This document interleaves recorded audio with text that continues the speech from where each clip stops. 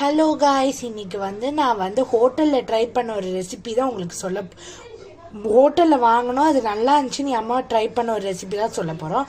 நம்ம இப்போ அதுக்கு முதல்ல தோசை ஊற்றிக்கலாம். தோசை ஊற்றின பிறகு தான் போடணும்.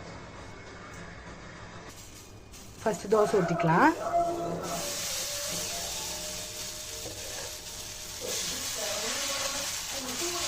இப்போ இப்படி ரவுண்டாக நல்லா ஊற்றிக்கிட்டோம். அடுத்து நம்ம கொஞ்சம் எண்ணெய் விட்டுக்கலாம். கொஞ்ச நேரம் அது முருகலாக ரோஸ்ட் ஆகட்டும்.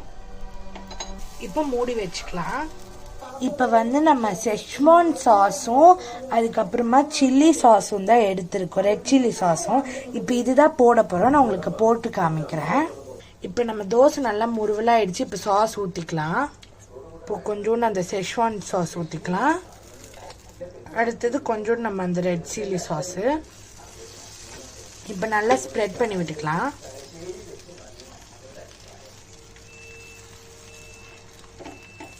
இப்போ இதுக்கு மேலே சீஸ் போடணும், ஆனால் நம்மக்கிட்ட சீஸ் இல்லை, அதனால நம்ம போடலை. பாருங்கள், இப்போ சூப்பராக ரெடி ஆயிடுச்சு. இப்போ நம்ம எடுத்து சாப்பிட்டு டேஸ்ட் பண்ணி பார்த்துடலாம். அவ்வளோதான், நம்ம தோசை ரெடி. இதுக்கு தொட்டுக்க நம்ம கிள்ளி சாம்பார் தான் வச்சுருக்கோம். அவ்வளோதான் காய்ஸ், நம்மளோட செஷ்வான் தோசை ரெடி ஆயிடுச்சு. ரெஸ்டாரண்ட் ஸ்டைல்லே இருக்கும். நீங்கள் மேலே கொஞ்சம் சீஸ் போட்டாலும் நல்லா தான் இருக்கும். அவ்வளோதான், இன்னைக்கு இதுதான் ரெசிபி. Okay bye. அதுவும் இல்லாமல் மறக்காமல் லைக் அண்ட் சப்ஸ்கிரைப் பண்ணிடுங்க.